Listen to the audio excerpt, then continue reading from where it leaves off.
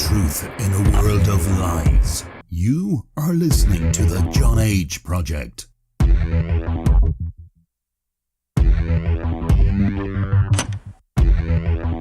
Trust no one. Trust no one. Trust no one.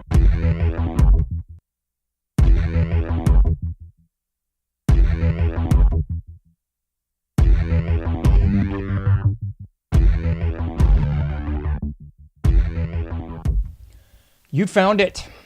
You're here. You're headlong down the runaway train that is the AnomicAge, and I am your host, JohnAge. Happy to be back with you once again. I'm going to take you into the wee hours, or as I like to say, the dark side of the AM. We're sitting at the 23rd of September. What do we got? 11:47 Eastern Standard Time, so make no mistake about it, I will be taking you into the dark side of the AM. My favorite time. It's downright nice out here in the coastal plains of the old North States. I'll be your tour guide this evening as we take a somewhat satirical journey down the path of murder, destruction, mayhem, and the extermination of human life on this planet. A forced march into obsolescence thrust upon us by a global satanic death cult of pedophiles. Check out AnomicAge.com. If you can do no more, you can do that. Please like all the likes. Excuse me. Subscribe to all the subscriptions. PayPal.me/AnomicAge. Patreon.com/AnomicAge as well. Those are the best ways that you can help me out. Monetarily, that is. We got the Cash App, the Patreon, the Buy Me a Cup of Coffee, the Satoshis. No one's ever sent me any Satoshis. Which is all right, but it's bizarre. I don't know what I'd do with a Satoshi. I know it converts into U.S. currency somehow, but nevertheless, Patreon, preferred, PayPal, that's nice. Cash App, yes, please. Anyway, bottom line is if you scroll way down there at the bottom, you'll see all the freebies, the iPhone app, the Android app, the subscribe by email link, and so much more right there at AnomicAge.com. And if you're into shows with guests, we got 206 shows with guests. Lovely shows. Great shows. We're going to have some more guests soon. I promise. I know somebody out there is tapping their finger and saying, John, you've said that before. Get off your duff and do something, man. All right. I've done this solo gig kind of ever since my life went completely sideways. About 2 years ago, and I just love it. I love doing the solo gig, so somebody's going to have to talk me into pulling guests on again and dealing with that email and back and forth, and I can't make it today, even though it's 5 minutes before showtime, that stuff. Sounds good until you're doing it, and then it's just not. But nevertheless, I do love talking to some people, so I'm going to try to get into that frame again before we... totally go belly up, I guess. You know what I mean? All right. Enough. Somebody's going, please get to the point, John. Alas, swallowing lies. That's the abso-smurfly title of tonight's episode. It's episode 485 of the Information Breakdown Variety. So 485 of the Information Breakdown Variety, and that's exactly what it is. We're going to talk about swallowing lies this evening. And if you've tuned into the last show, I'd say the last show and a half, because I've kind of covered a lot of these things for a couple of different shows now. But I'm going to kind of go in a vastly different direction this evening. So if you were just wanting me to sort of run down all the things that look conspicuously awry in this whole Charlie Kirk murder thing, feel free to reference the other aforementioned shows. But I'll do that a little bit this evening, but I'm not going to make a long diatribe out of it because I've already done it. So I'll kind of hit the highlight reels. We'll talk a lot about the memorial service more than anything this evening. But you know me, we're going to go deep into the pool. So don't forget your rubbers. As Bugs Bunny once said, don't forget your rubbers. We're going deep into the pool, folks. You might need a snorkel, maybe some goggles, some of them little fins. We're going to go a little bit deep dive this evening because it's one thing to cover all the things that are amiss awry and otherwise just downright fraudulent. But tonight we're also going to really delve into I'd say deeper into the pool. We're going to talk about how, in my humble opinion, this connects into rites of passage. We'll cover some famous dead guys. If you know me at all, I love talking about theorists, and by and large, famous dead guys. So we'll talk about rites of passage and just Americans longing for some sort of rite of passage, some sort of directional beacon out of this morass that we appear to be in as a culture, as a nation, as los Estados Unidos. So we'll cover all that. I mean, there's no shortage of things to get into, but there's me back. But that's the primer for what we're going to get into this evening. Hope you love the graphics. That's none other than yours truly. I tried to make it pill-shaped because I do believe that's kind of what a lot of people are following. They're following lies, folks. Lies. And it's really weird to me because somebody that's done this for a while, I've had this show for 5 years. I've been interested in this stuff for good grief. I don't even know how long. But I've been around this a time or 12, and it just befuddles me to see otherwise critical thinkers, folks that I would definitely have classified as, dare I say, alternative, alt-right, or downright conspiratorial. These folks seem to just be following the pablum, and it's just disheartening. So, once is happenstance, twice. How's that thing? Once is happenstance, twice is coincidental, 3 times is not a lady. 3 times is enemy action. Blend a little Lionel Richie with a little reality, and you'll get enemy action.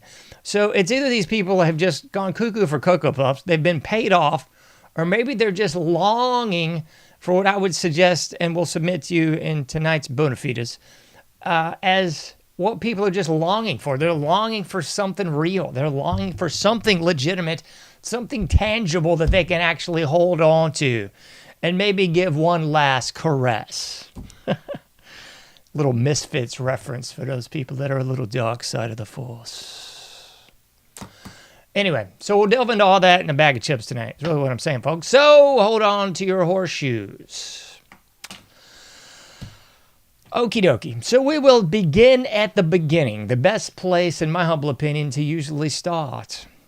So I think, like a lot of people, when this whole Charlie Kirk thing first popped off, I would say it was very much a reference point or referential to me to the 9/11 false flag. Because sort of like that first initial jolt, that first punch, if you will, everyone's kind of caught flat-footed. Everyone's just jolted backwards. And, to paraphrase Iron Mike Tyson, everybody's got a great game plan until they get punched in the face.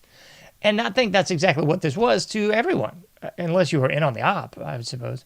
Or at least maybe if you were those 3 people that posted all over social media that something was coming when Charlie Kirk came to the Utah Valley, Utah Valley University. So, if you weren't in the know, I guess you were kind of caught flat-footed. So I reference back to 9/11 because I think most of us were in the same vein at that point in the game. The initial jolt was, holy shnikes, what's going on here? This is dreadful. This is terrible. Oh my gosh. You go through those shock and awe emotions, all the trauma-based mind control floods in, the dopamine drips and the whole 9 yards. The fight or flight response kicks off. You get a little damp, a little sweaty, and you go, oh my, whatever shall we do? And then, as the drips and the drabs de la información begins to inundate your psyche, then hopefully everybody kind of takes a pause. They don't do the fight, they don't do the flight, and they don't sit there and pee on themselves. But hopefully they're doing perhaps the fourth of those. They're just stepping back, not putting any energy into it of the emotional variety, and trying to look at things objectively. Or at least that's what you should be doing. So that's kind of where I was into day 2 of the Charlie Kirk debacle. I mean, right from the jump, everything looked fishy as a fish house. If you're of the coastal plain, of course, of the old North State, you know what that's about. But a fish market, we'll just say. Maybe there's people that aren't of the coastal plain with the Old North State. So therein lies the problem. By about the end of that day, I went, this stinks. And it wasn't getting any better. Matter of fact, the more things went on, the stinkier it got, just like 9/11. And those of you of the boom of variety, I'm sure you'll be quick to reference the JFK, MLK, RFK, and so many more Ks taken out by the proverbial they. Right? So it didn't get any cleaner. It just got stinkier as things went by. I've made I don't say voluminous, but at least a pretty doggone good list here of things that just were stinky. I'll kind of start from the middle and work my way up. Because you see, I guess it was it 2 days after the event? I'll just reference things as the event or the PSYOP. The event, I believe it was the governor of Utah. He seems like a real jive turkey, but I digress. I believe it was him, could be mistaken. Someone came out looking a lot like him and said, "We've got our guy." You know, and then Kash Patel and the FBI and everybody under the sun wanted to take credit for it. But alas, there was credit given to no one because no one cracked the case. There was no Sherlock Holmes involved in this whole shabacle. No Sherlock Holmes, no Magnum P.I., no Crockett, no Tubbs. Nobody broke this case, all right? So stop patting yourselves on the back. Makes you look stupid. So we've got our guy. What else we got that just looks stinky? Well, I'll try to go here. We got, as we know it now, they came out with footage of someone on the roof, someone running across the roof. But we were missing the key piece of the puzzle, someone shooting from the roof. So you kind of got to say, You know, we're sitting at a very well-funded university. 2025, they got all kinds of cameras. But yet we don't seem to have any real footage of this guy taking a shot. That's peculiar, isn't it? Was he just out of camera range? Was it just like the Pentagon when the plane, I mean the plane, hit the buildings, and we just can't seem to find a footage of that anywhere. It's unbelievable. Kind of like the Las Vegas shooting where, once again, you're in a city surrounded and inundated with cameras. A lot of money going in and out of Vegas. Can't seem to get any real footage of that either. Man, it's peculiar, isn't it? So much like that, we've got the Charlie Kirk, I don't even know what to call this guy.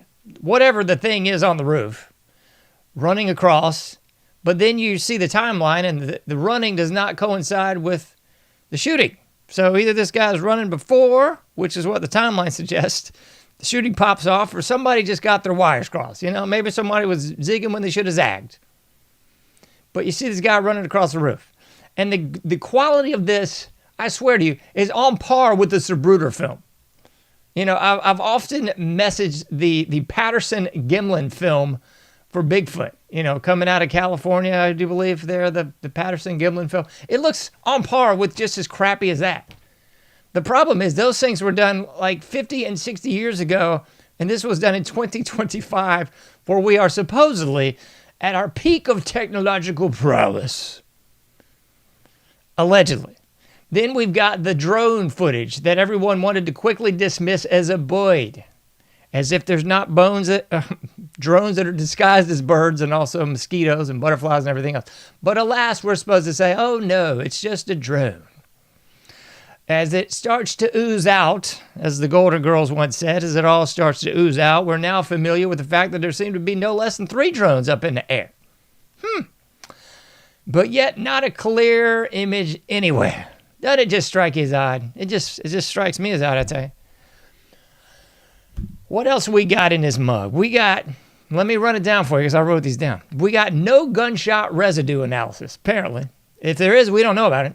I mean, that's just basic old gunshot residue where they put some luminol on there and say, aha, look, it resonates with the powder, and look, your hands have it on there. You fired a weapon recently. I mean, heaven's sakes, they do this at the airport, for Pete's sakes. They'll do a little quick impromptu GSR before you get on the plane. Make sure you ain't got something on you, I guess. I was sweating that one day because I was like, oh, shoot, I shot recently. This is the bag. Oh, my goodness, mean shot at the range, not, in some sort of precarious position at the aeropuerto. No. Anyway, so we got no gunshot residue. We got no DNA analysis. What else we got? We got no prints. Even Bernard P. Fife would make a plaster moulage. We got no moulage going on. We got somebody running on the roof. I'd be willing to bet you there's rocks on that roof, folks. It's usually pea gravel. But, what do I know? Usually pea gravel, but alas, we got no moulage. Nothing. We got at least 3 Fall Guys. Exactly. No, not Colt Seavers from the great Fall Guy. Don't watch that remake BS. That stuff's nothing but beat to death. Watch the real deal Holyfield Fall Guy. Lee Majors. They want to know. Anyway. Yeah, we got several Fall Guys. Excuse me, I'm about to sneeze. I'm not having a fit or something. We got the one Fall Guy. What was that boob's name? Ken or Lynn? I had it written down, and then I just took it away, I swear. Zen, there we go. We got Zen. We got Zen, the same boob that was allegedly at the false flag Boston Marathon bombing, the false flag 9/11 attacks, which will make him 2 out of 3. What you want to bet he's at a false flag? Well, I'm just asking. I don't got answers. I'm just wondering. Since old Zen seems to just be like the traveling Wilbury of false flags here in America, what you think this is? I'm just asking. I ain't telling you. I'm asking you. To quote the great dead Kennedy's Jello Biafra. I'm just asking, folks. Just asking. Anyway, so he's the initial patsy. He's playing the Lee Harvey role. Or I guess I would say he was playing the Lee Harvey role until, of course, we pop up with Tyler Robinson. So we got old Zen getting escorted out saying, shoot me. Okay. Thankfully, there wasn't a Jack Ruby, or what was his real name? I think Jack Rubenstein. Pero por qué? Raise eyebrows, ask questions. Anyway, so nobody Jack Rubenstein, old Zen. I guess that's good. Then we had another guy that apparently had a BB gun. I showed this, I think, 4 shows ago. Video breakdown of this, where he appeared to have a BB gun, looked like it had a suppressor on it and a shoulder sling. Don't ask me how you get a suppressor on a BB gun. I don't know how that works. I think the BB gun makes no sound in the first place. It goes like poof. Don't even go poof. It goes like poof. I don't even know. I'm just saying. I got a Red Ryder around here somewhere. It's not that loud. Anyway, bottom line is we got that other patsy. And then there was a third patsy, which someone else mentioned. I didn't even see him, but I did cross-check it, and yeah, there seemed to be a third patsy on the scene too. So we got 3 diversionary tactics thrown out there. Okay? I won't pretend to be a soldier because I'm not. But I did play a lot of Army when I was a kid, and I would know a little something about a diversionary tactic myself. I'm sure the fellas out there probably all played this. These are the Gen X variety anyway. And the boomers perhaps. But, it's like hide and seek with guns, basically. Don't worry, fake guns. Don't worry. I know somebody's about to have a heart attack. Oh my God, they have yellow tips or orange tips. No, that was back before everybody was a wiener, so they didn't even have orange tips on them. It was beautiful. But I digress. We would roll around the neighborhood, hide in the woods, and play with what, by all practical purposes, appeared to be real weapons. And no one got hurt, and no one got arrested, no one got stopped. There was no Karens yelling out of their front porch. It was just good fun. But I digress. When I did play war as a youth, sometimes I would throw out a diversionary tactic. Oh no. When we were about to break and everybody was going to hide, I'd say, hey, I think I'm going to hide over, and sort of lean into where I was going to hide into.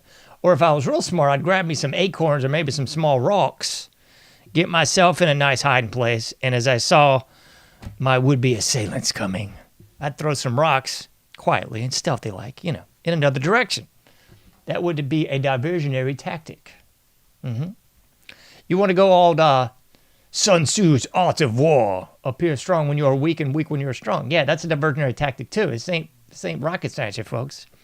So we got no less than 3 personas. Yeah, they're patsies, all right. Allegedly, anyway. Then what? Then we got Tyler Robinson.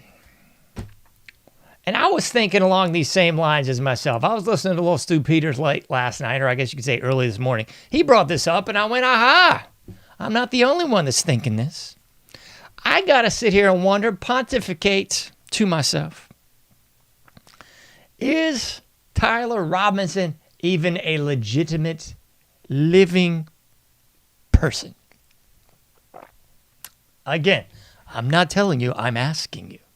Tyler Robinson, is he a legit person? Is he alive, flesh and blood, human? I'm just wondering, folks, because this whole thing stinks. So Tyler Robinson, the alleged perpetrator in this whole shenbog, here's what we are supposedly being told.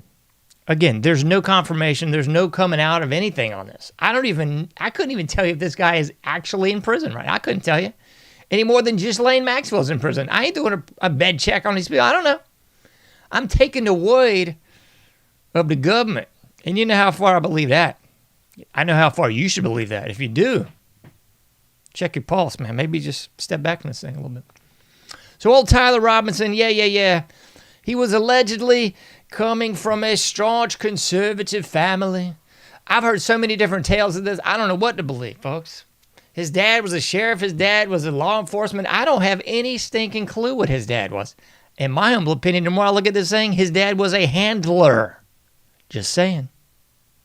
No verification. I'm just using my pontification. Maybe a little discernment on the side, you know. So yeah. Old Tyler come from a conservative family. And this is the funny of all funnies, in my humble opinion, because everybody was so quick to blame. I would too, because it's a scumhole. I've said on this show 100,000 times, K through 12 indoctrination, college university weaponization. This is something I know a whole lot about, but I ain't going to get into it on this thing. You know what I mean? Yeah, K through 12 indoctrination, college university weaponization. Everyone was so quick to pull the rug out from under this whole thing and go, oh my gosh, it's the universities. And rightly so. They are cesspits. They're indoctrination centers, folks. Don't send your kids there. It's like sending them to the Moloch camp or something. Might as well send your kids to Bohemian Grove on holiday or something, man. Just don't do that. It's stupid. But I digress. So everyone was quick to say, aha, he was indoctrinated by those liberal fruit bats. Of course, everyone would think that, right? It's the logic. But alas, as it all starts to ooze out, old Tyler, he only went to La Universidad for one semester, okay? One semester.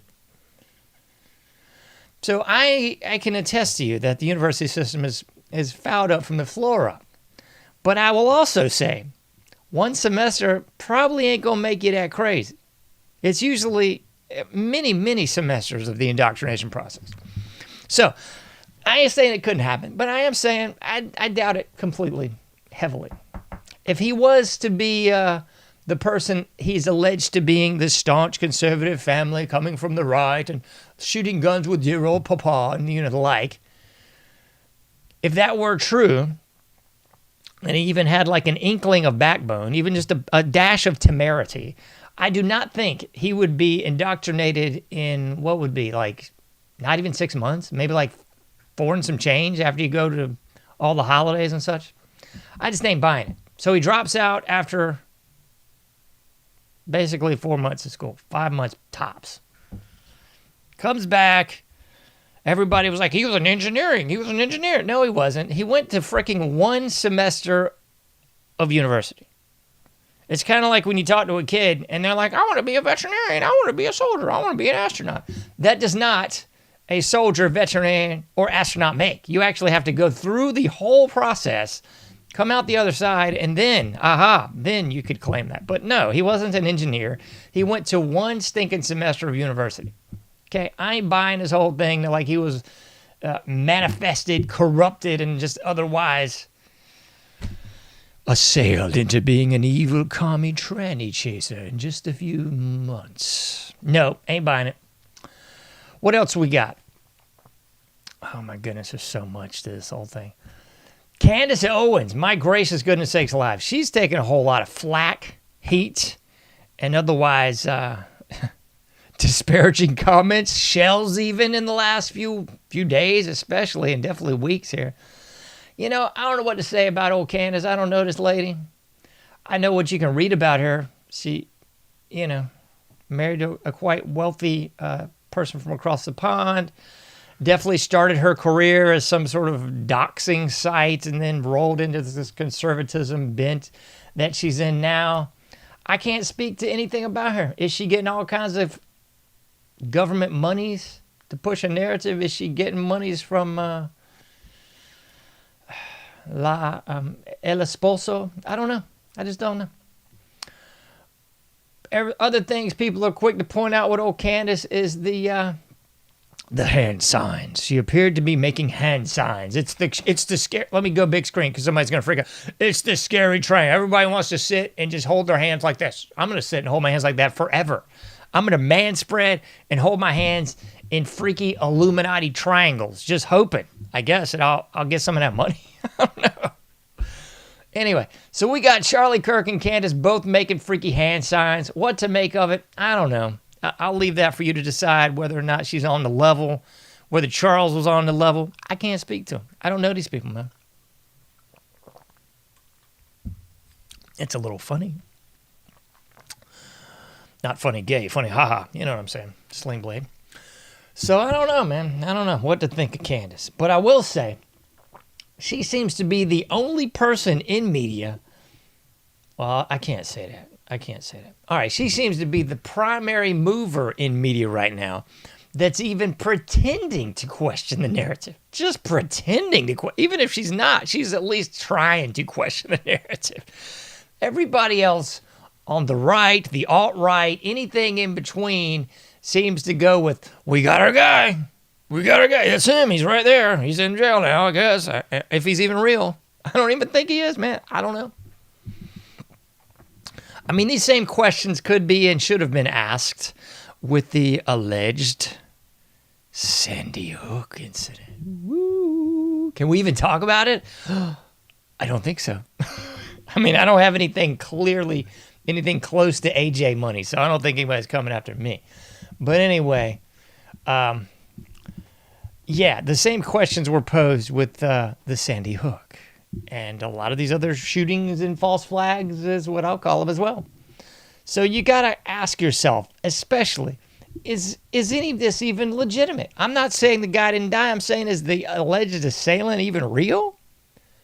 Other people want to go down the rabbit hole of squibs and the guy's not dead. He's in, I don't know where. He's in Hawaii. He's hanging out with the real Erica Kirk. I don't flipping know, folks. It just all stinks. It all stinks to high heavens. So hats off for Candace for at least acknowledging that you should question the narrative. I mean, everybody else is going, the government's lied to us for over 80 years. They've always run false flags and ops.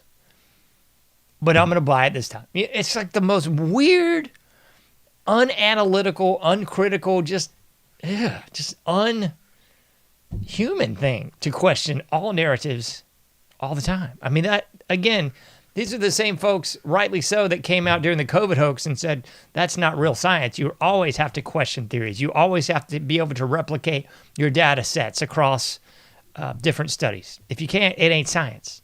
So say the same with this, folks. You've always got to question your narrative. You've always got to question your hypothesis. You do not take anything at face value. You let the evidence speak for itself. And if it doesn't speak for itself, it is not true. Okay? So we can all take a glass of water and put it in the freezer, and provide that freezer's about 32 degrees, it's going to freeze in a couple hours. It don't matter if you are in Bangkok, if you're in Portugal, or if you're in Israel. You should all be able to freeze water at the same temperature, roughly. A little bit of fluctuation based on altitude, but not too much. Anyway, I'm not going on to a science class here. We're going to stick to the topics at hand. So some of the things that Candace has pointed out and other people have pointed out, my gracious goodness, it's obvious that you should always question the narrative. Always check all the evidence. So that being said, we don't have any evidence. We have no evidence. We have his dad or his handler bringing him in as this is the guy. We don't know who the dad is. We don't know where the dad worked. We've also got a pastor involved. We don't know who the pastor is. We don't know where the pastor worked. I believe there was a third person involved in turning in old Tyler. We don't have any information on that whatsoever. None. We've got this asinine set of alleged text messages going back and forth between Tyler and his tranny lover. Like the Judas Priest Turbo Lover song. I guess in this case it's tranny lover. Anyway, so if you're believing any of that, I hate to tell you, that's not smart. Those messages look about as legitimately coming from someone in their early 20s as them writing the Declaration of Independence. You know, it's not the same type of speak. It's not the same vernacular. It ain't the same cadence to the language. It ain't nothing like anyone that's a 22-year-old person, I do believe, is going, dude, that's just not possible. It's stupid. And then they came out again and were like, oh, no, we've got more evidence. We're like, they said the first text was like a compilation or basically a transcription of what was said. Not the real deal Holyfield, but just like, we just threw some words together that kind of sounded like what was said. You know, like, what the? Okay, that makes perfect sense. It doesn't sound like any 22-year-old I've ever met, but what the heck? Sounds like Fed speak. And then they come out with like a second set of text that's, again, supposed to answer all questions so that you don't ask any more. It's like, I got the gun from my granddad. I hope it's not going to be messed up. He's going to be upset. What? And then we've got two different versions of the rifle. Now we've got a Mauser 30-06 that's allegedly not traceable. But I guess it's so old, it's like a World War II era, not traceable. Sure. If you think any gun is not traceable, you don't know anything about ballistics whatsoever. But I digress. So then you've had, it's now a Mauser. For about a week now, they've been showing you a synthetic stock Remington in a box that was allegedly wrapped in a towel in a box that he took down, broke down, pick a bale of cotton on the roof and then did it all over again on the ground. And oh, by the way, he jumped off the roof with a rifle that wouldn't fit in a backpack and it flopped when you saw him land. And don't worry about that either. It's just like inconsistency after inconsistency after inconsistency. And oh, by the way, he also like limped up onto the roof with a rifle in his pants. This causes so many jokes. I'm not even going to make them right here. Okay. All right. I don't have a Mauser nor Remington full barrel 30-06. But back to that Red Ryder BB gun that I do have. That's all I have is the Red Ryder. I guarantee you, I could not put that in my pants and take it anywhere. And it's a kid's rifle. It's not full anything. It's a flipping Red Ryder. You couldn't even sneak a Red Ryder into anything. Not unless you were wearing some of those crazy Jinko pants from the mid-90s, perhaps. Some of those skate pants from the 90s, maybe. I had some of those skate pants, but, different time, different era. Even so, I could not sneak my Red Ryder up onto the roof without looking like the Hunchback of Notre Dame trying to pull that off. And anybody with even a filament, a modicum, a tiny little minuscule particle of intelligence, seeing anybody do that would go, hey, buddy, what the heck is wrong with you? You got a rifle in your pants? You're just happy to see me. You know what I mean? I mean, it's just completely bonkers. So that whole narrative is, in my humble opinion, nothing but nonsense. And I was trying to think of, like a pop cultural movie example for this. And I wrote down The Manchurian Candidate, which could be true with old Tyler here. But there's another film that I think less people know about, but they should. They should know about this movie. It's called The Parallax View. It's a great 70s movie. I'm a huge 70s movie fan. So full disclosure, I'm always going to give you a weird 70s movie reference, most likely. But The Parallax View, great movie. I cannot think of the guy that's starring in that. Oh, my goodness. He was, oh, man, I was about to say something bad. Warren Beatty, I believe. Is that right? I think so. Anyway, Parallax View, well worth watching. It's basically a guy who thinks he's going there to stop an assassination, ends up getting framed for it. So, you don't know, man. I don't even know. Again, I don't even know if Tyler Robinson is a real person. Would not even begin to hazard a guess to the validity of his existence, folks. This is just like all the other quote-unquote shooters that have been on the scene in the last few. No social media presence at all. Of course not. He's 22 years old. He's a guy, and he's got no social media presence at all. Of course not. Why would you? And then this week, they've even shown footage from, I think it was about a year and a half ago, maybe 2 years. Don't quote me on this. When he was, I guess, involved in an accident or pulled over for a ticket or what have you, and it's body cam footage from a police officer interacting with the alleged shooter. I pointed this out on the last show. Nobody's been able to cross-check me on this one. Every picture, he seems to have the same outfit on. Yeah, I mean, that works if you're Shaggy and Scooby-Doo. You know, he's got the same outfit on in every show. But if you're actually a living human, it doesn't make sense to always have on a burgundy short-sleeve shirt, some loose-fitting jeans, a black hat, and have your sunglasses on the rim of the hat every time. It just seems very bizarre. But what do I know? You know, it seems very fishy to me. Anyway, I'm not sure where I was going with that. Those are some pretty good movies that are kind of similar. Parallax View is what I would recommend, perhaps more so than Manchurian Candidate. I don't necessarily think he was a Manchurian Candidate a la the RFK shooter, Sirhan. That's pretty cut and dry, Manchurian Candidate. Even the John Lennon shooter and the would-be assassin to Reagan, I think they would all be part and parcel, very Manchurian Candidate-esque. But this guy, like I said, I don't even know if he's a real guy. Couldn't tell you. Could not tell you, folks. Couldn't tell you. So that's why you see on your screen these lovely images, because I think each one of these, and I could have done about 50 of them, look like the pills that people are all too happy to swallow, much like the pablum that I've mentioned in the previous episode. Just like Pavlovian swallowing it hook, line, and sinker. They gave it to us. Yep, I'm buying it. I don't care what you say. I'll believe it every day because the government told me that. You know, it's just so bizarre, man. What else did we find out? I've covered this on the previous show also, but I'll cover this one more time, is the trap door. The trap door that's underneath the chair that Charlie Kirk was on, in essence. So we got the trap door and the classic for any government op, 9/11 and the heavily alleged shooting of Trump in Pennsylvania. We're just taking out the crime scene immediately. I mean, this one should have drawn the ire of everyone, folks. This was a huge news event. Everybody was glued to their proverbial screens, just like 9/11 here.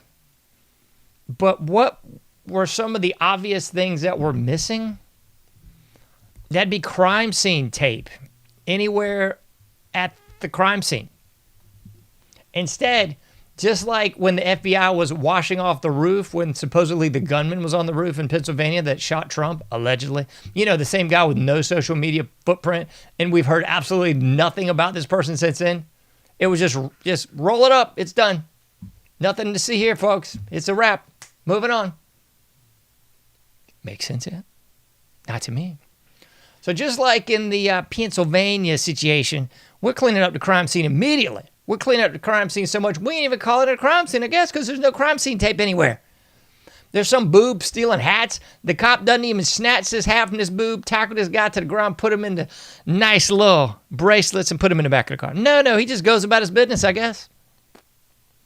We got allegedly one of the tech guys for Charlie Kirk taking, obviously, something out of the camera.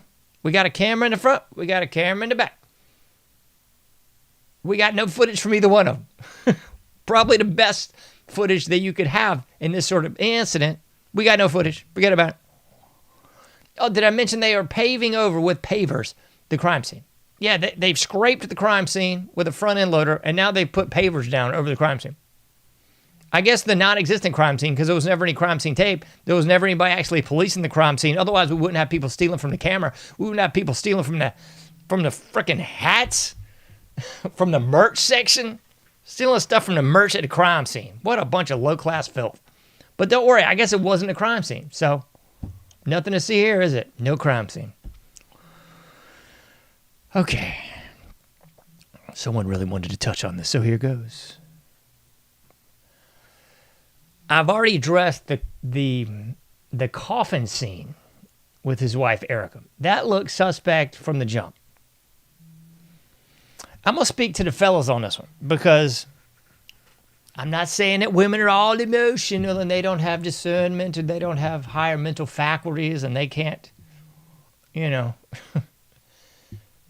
out a curveball from a fastball. I'm not saying that. Yes, I am referencing the two guys in the back using hand signals. Of course I am. I'm not talking about that either.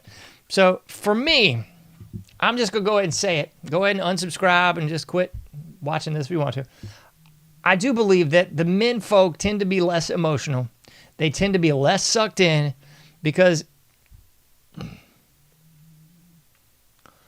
the females are easily pulled into the emotional jag of all this. They can identify with the wife. They identify with the death of the husband. They identify with all the hoopla surrounding this, and they empathize and sympathize and become one with this whole thing.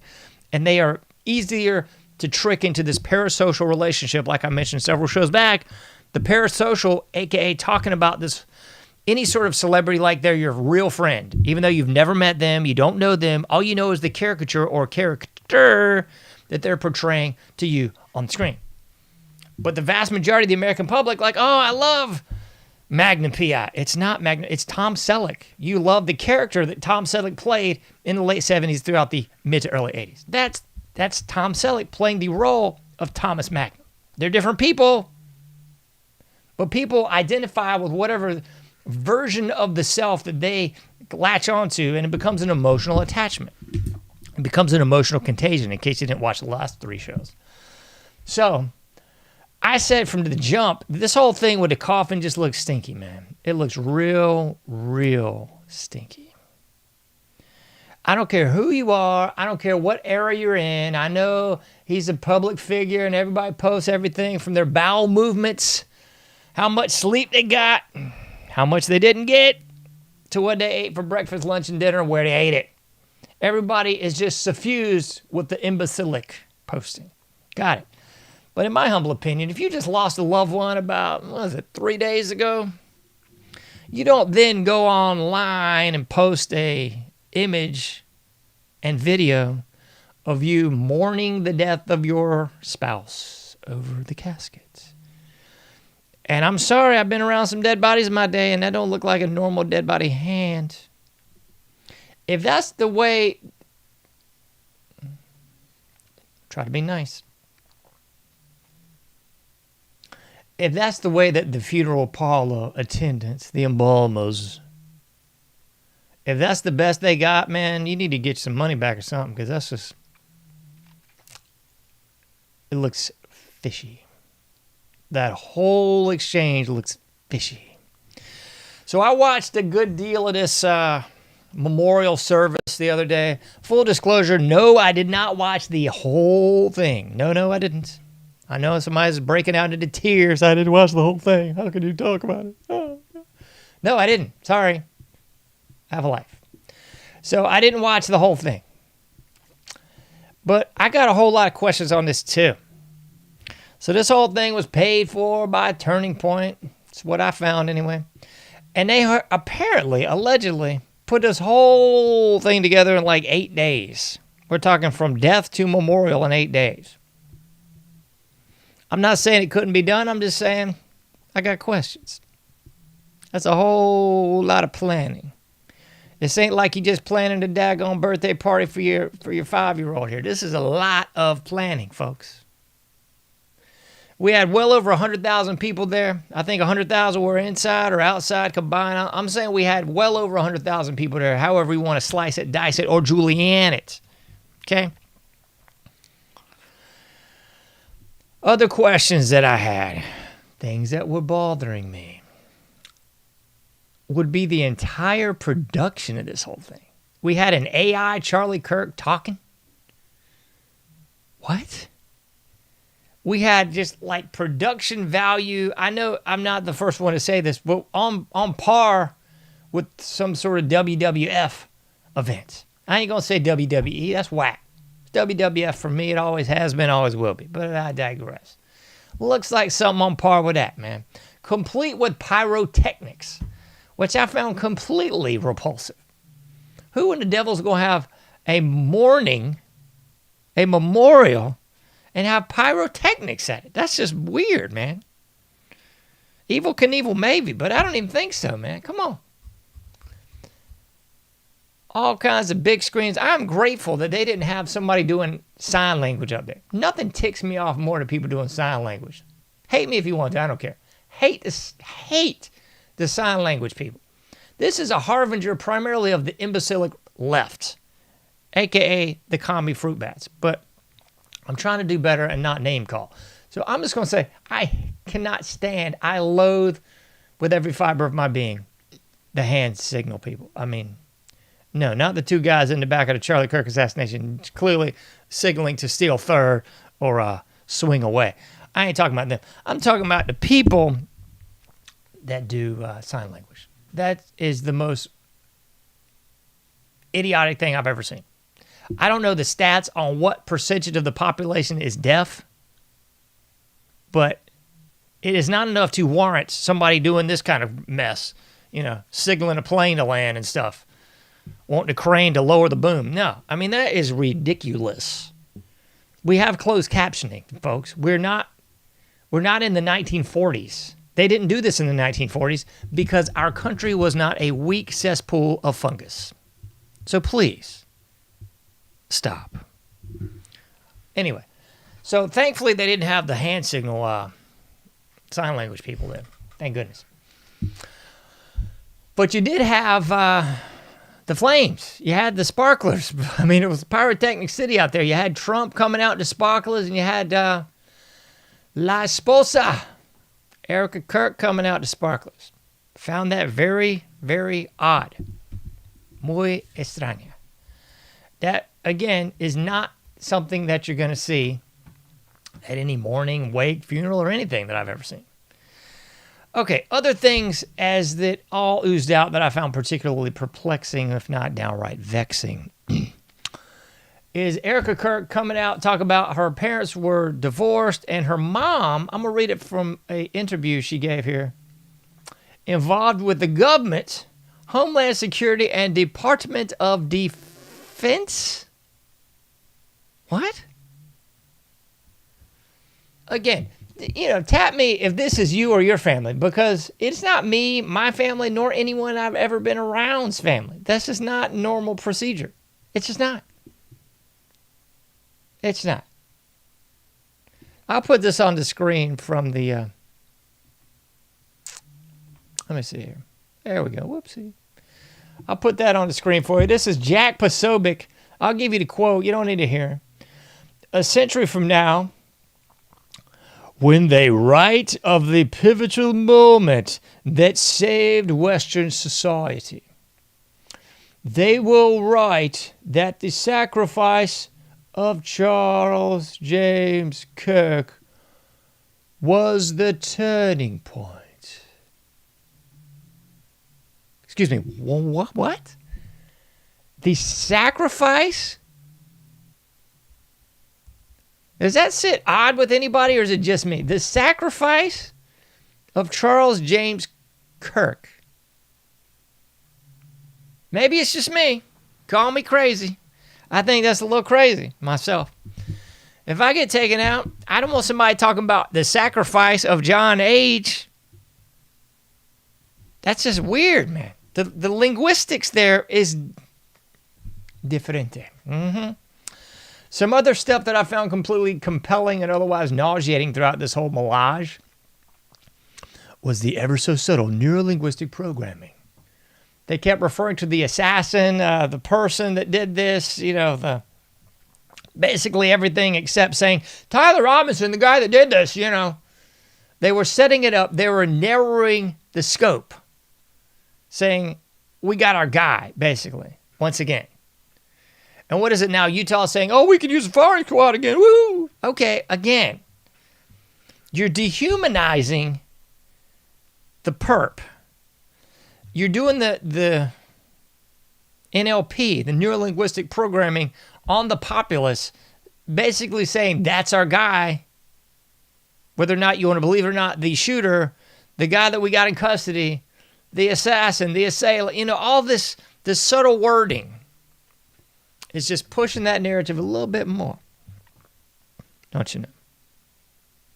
I forgot to even cover this, but the optics on the stupid rifle would not even function. He would have had a black eye. I'm just keep giving you more and more and more.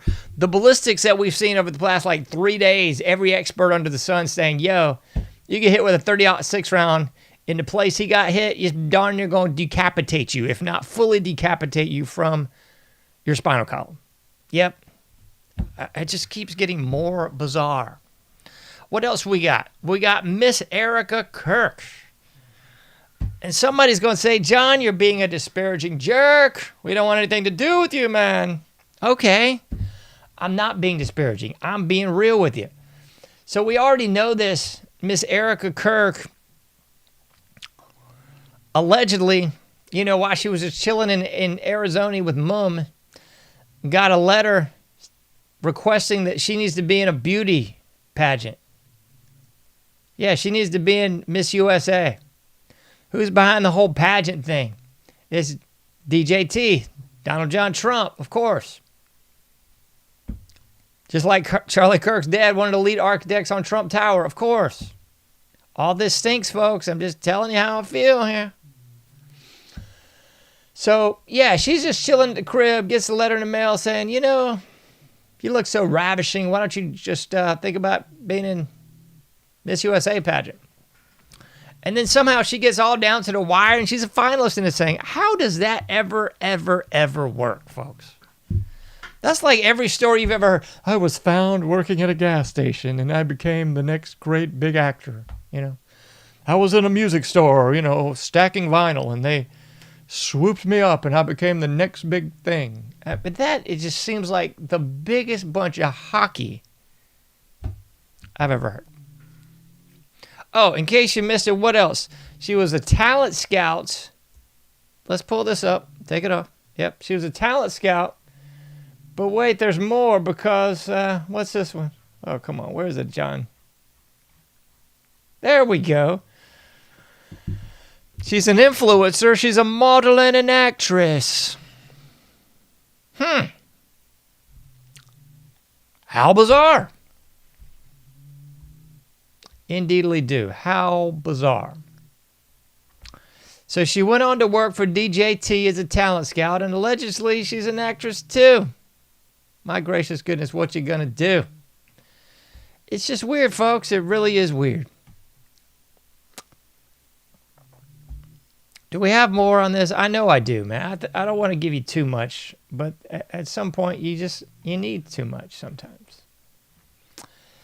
Here's a picture again. This is from my Twitter feed if you want to follow me. So many people have already said this, talking about the M and the G. People are linking that to Masonic lore with the G in between the compass and so forth. I don't know. I'm just saying it's kind of stinky.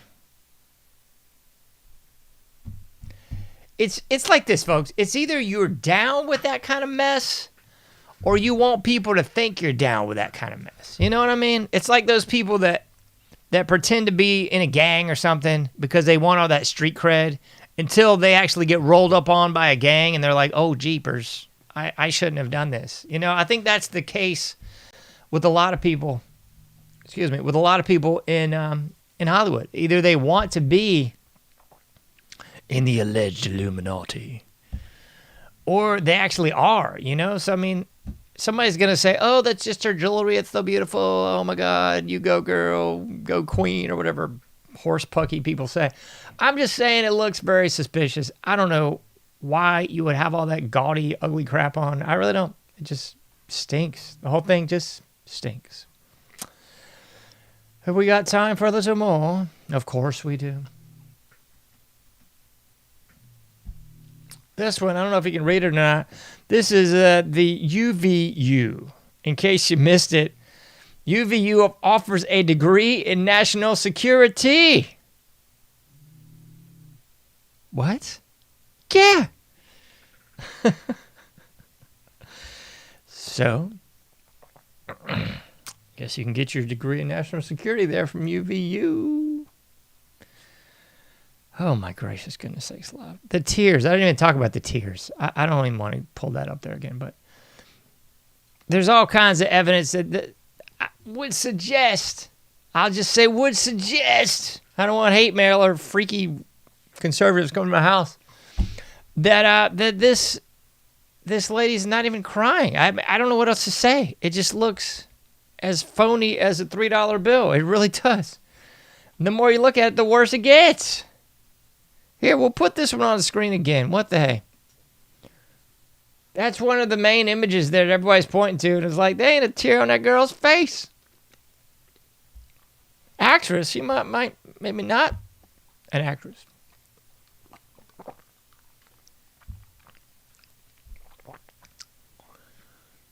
As I've said before, folks, I just don't know.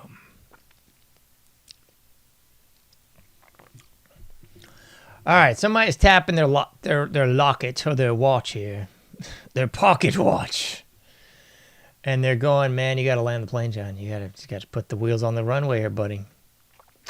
Well, I should, but I got a lot more to cover, so we'll just see.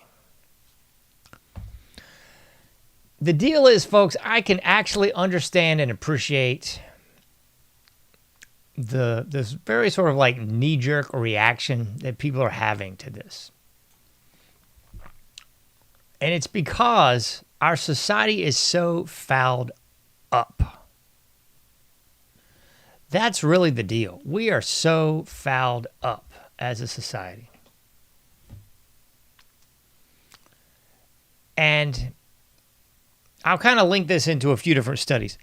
But we're so fouled up because we are longing for the America we grew up in. We are longing for Americana. A Gen Xer myself, I long daily for the 80s. A beautiful time. Lovely. The boomers are longing for some time even before that, folks. But in general, I'd say the Gen X would be the cutoff. Those people are longing for a past that no longer exists. And I think the people that are beyond that, the Zoomers, the whatever you want to call them, they're longing for that identity that was very much shaped by these different cultural events. Let me give you some por ejemplos here. So the boomers will probably be the first to say that they were mostly shaped by the JFK assassination. Depends on who you talk to. A lot of people that were vets are going to say it was that Vietnam experience. I ain't taking anything away from that. I'm saying the JFK assassination is one of those cornerstones, a definite mile marker in the country that a lot of people from that era are always going to point at and say, that is when everything went bluey. That's when everything changed. And I am not arguing otherwise. Likewise, I'd say the people in that Gen X variety will be quick to point to 9/11 as when everything went bluey. Everything changed. I talked about this ad nauseum on the show, post 9/11 world. You know, the whole thing. It changed, folks. It absolutely changed. It might have been 2001, and I remember the times very well. Everyone was clamoring and talking all about the Mayan calendar in 2000. Everything's going to hell. You know, that was kind of the mantra of the day. And who can forget the computers are all going to shut down. It's all going to, you know where it's going. So I would submit to you that perhaps was something along those lines, although a little bit more subtle. Because we really did enter into a new world, a new age, a different paradigm. I would even suggest maybe we went through some sort of portal, a portal to hell. Oh, King of the Hill, Hank's telling, what was he telling all of his friends, I think, but specifically Dale, my garage is actually the portal to hell. Yeah, I do believe that maybe 2000 was the portal to hell. We just didn't realize the little handbasket we were in until about September 11th, 2021. But even in that time, one thing I heard quite often from everybody, at least in my demographic, was, it's this generation's JFK. Oh, it's this generation's JFK. And I think to a big degree, we long for identity as a people. We really want to cling to something. We want to have something to cling to.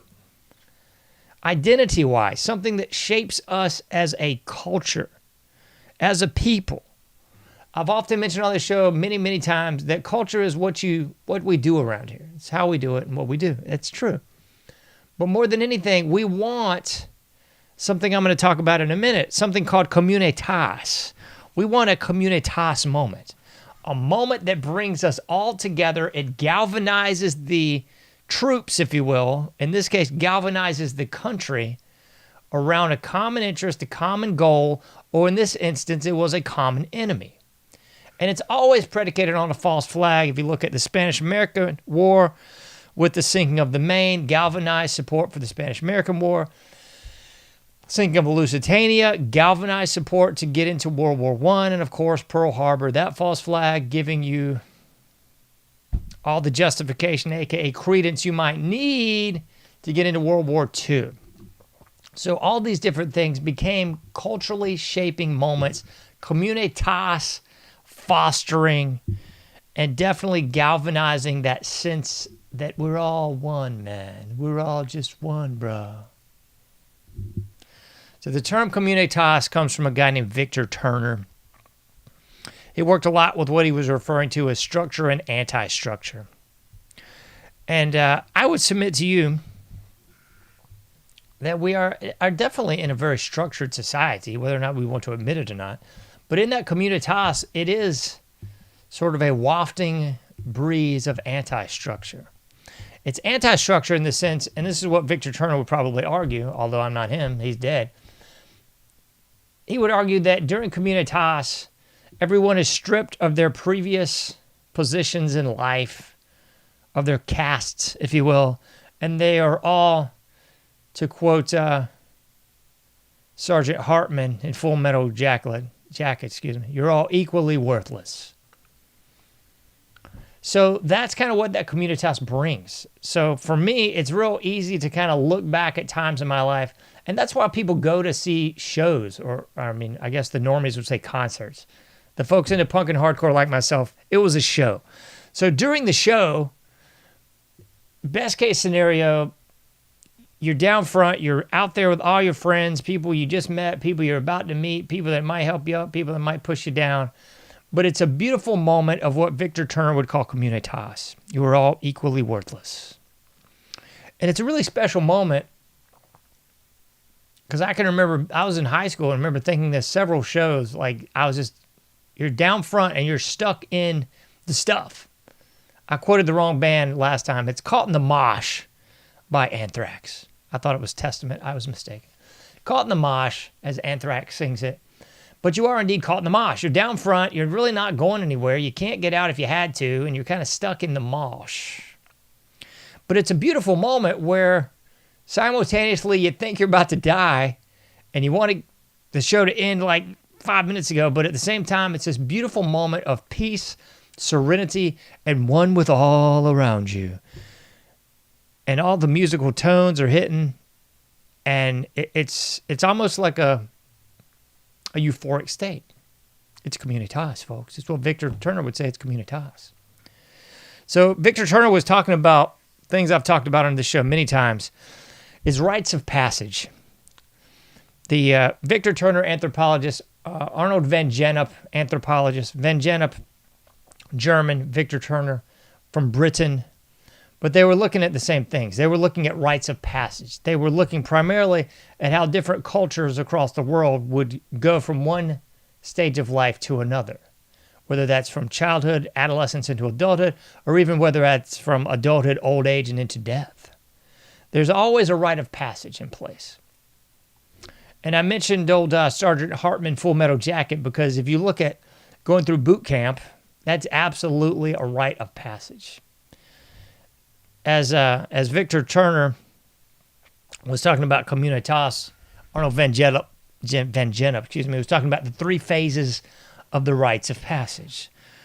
The preliminal, the liminal, and the postliminal, or as the normies might say, separation, transition, and reintegration. Communitas happens in that liminal state, or the transitional state. So Victor Turner was really looking at this structure, anti-structure, and he was saying, okay, during that liminal period when everybody's equally worthless, people are experimenting with new things, they're trying to figure out who they are. He even mentioned the dreaded sexuality in there too. Ooh. Anyway, that's really what was going on, folks. It's rites of passage. It's separation, transition, reintegration. It's communitas in el centro. In the middle, you got communitas. And we long for that spiritual connection. It's an artificial spiritual connection. It's not the spiritual connection we're talking about with God. We're talking about that sort of prefab. It's not organic. It's organic in a sense because it's going on with the music and the show and all that, or it's going on in boot camp, or it's going on as you transition from university to a graduate and so forth. So there is that organic nature of it, but it's not organic in the true spiritual sense of having a revelatory moment with Christ or anything like that. So that's why I throw the caveat there. It's kind of it's artificial, but not. It's kind of a weird liminal state. But people long for that connection. That's what I'm really trying to get at. That's why people go to concerts. That's why people do things of the drug variety. And we're talking especially the hallucinogenics. We're microdosing, man. Those low-class garbage. But people are always trying to get to that liminal state. They're always trying to get to that synthetic or organic state where they feel equally worthless, where they feel at one with their cohorts, their group, their subculture, their microculture. A lot of culture tonight. I know somebody's already turned this off, but away with you. So I think that's kind of what people are longing for with this whole thing. It really is. Man, I'm tempted to go real deep into the pool here. I don't know if we can handle it. We're at 1 hour and 7 minutes. We got a little time, don't we? Everybody all right? You all right in the chats over there? You all right in the crowd? The crew? Good. If you're not all right, then tough. Turkey. We're going to go anyway. Yeah, is he still going? Of course I am. Yes, I am. So what else we got to talk about tonight is a little Harry Harlow experiments. This guy was a psychologist. He was working with primates, so he was kind of moonlighting as a primatologist. But I think this is going to connect some dots here into what you were talking or thinking about, perhaps. So as culturally, I think we're going through a rite of passage right now. And the Harry Harlow experiments, what he was doing is he was looking at nature, he was looking at nurture, and how these offspring of primates, these little macaques and rhesus monkeys, they wanted to be with dear old mom. You see, they kidnapped these monkeys and they took them away from mom, which is, I guess, if you want to give the tip to Harry Harlow and saying, yo, he actually did something. But I think we all knew this all along. That primates, just as in humans, we long for that mother bond as infants and children. So Harry Harlow took the monkeys away from dear old mom, and he gave them a few different substitutes. They would cling to a wire cage until they had a choice between the wire cage and the wire. It wasn't a cage. It was like a mesh fake monkey. Shock the monkey. It was a mesh monkey. And then when given the choice, they would cling to the mesh monkey that had basically a bath mat wrapped around it.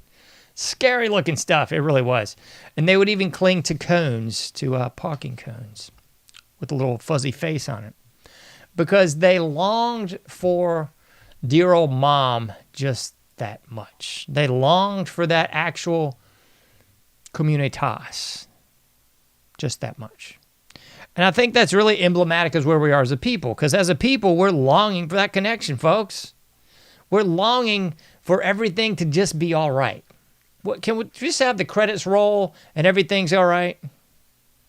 I swear, man, when I was looking at this whole op or this memorial service, the more you watch, the stinkier it got, folks.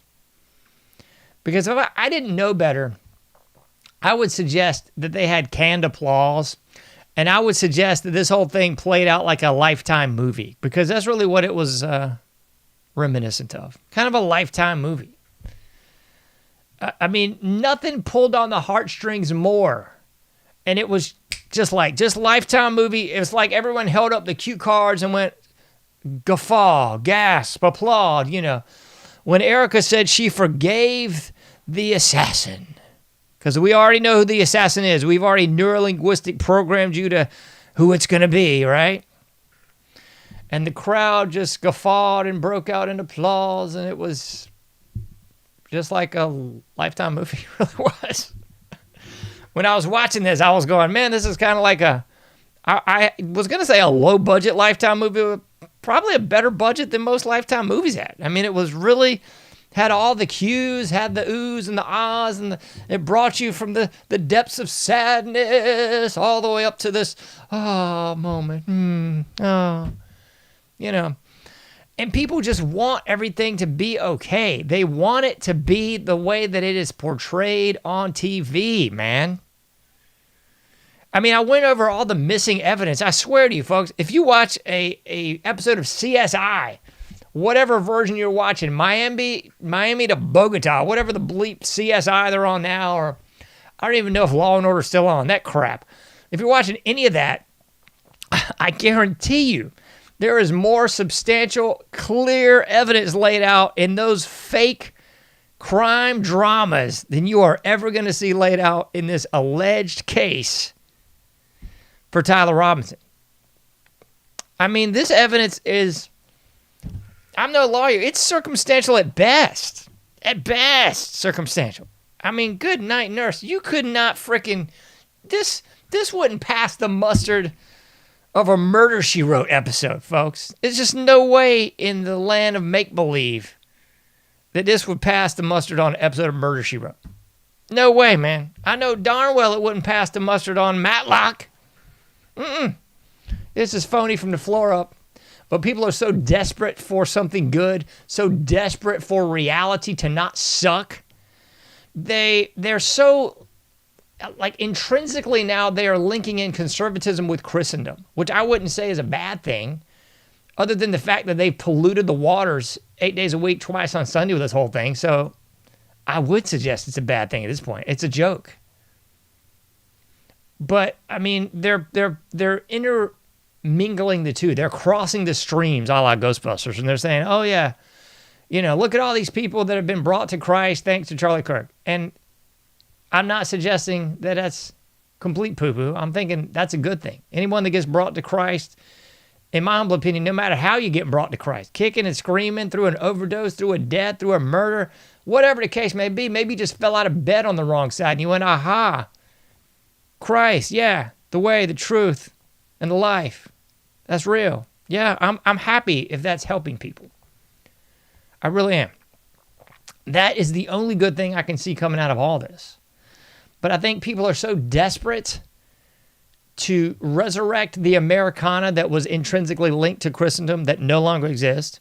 They're grasping at straws. They're going, oh yeah, this is all real. And look at how wonderful that even in light of this horrible atrocity, look how wonderful it is. It's brought the nation together. It's brought all these people to Christ. We got the shooter. Erica's going to be the Turning Point CEO. It's going to be great. It's all going to work out just like an episode of Murder, She Wrote in about 30 minutes. Whew. So, I'd love to hit these topics a little bit more. Maybe we'll do this on Thursday because we're a little bit over time today. We talked about Victor Turner. We talked about Harry Harlow. We talked about Arnold Van Gennep. somebody's going, I don't care. I just want to watch sports and, whatever Alex Jones says is right, I guess. So, don't go deep into the pool. Just go shallow into the pool and do whatever you got to do. But in this show, on my episodes for this show, we're going deep into the pool. So if you're not into that, away with you. Couldn't care less. Next time, I think we're going to dive a little bit deeper. We'll get into a little bit of that transition, separation, reintegration a little bit more. Because I was going to talk about that a couple shows back, even before I really kind of got shaken by the nonsensical nature of this memorial. But there's a few different angles you can look at that rite of passage. So maybe we'll look into that a little bit more next time. Mo. But until then, you can't do everything, but you can do something. Get out there, do your part, make a difference, and I'll be seeing you sooner than later in the Anomic Age.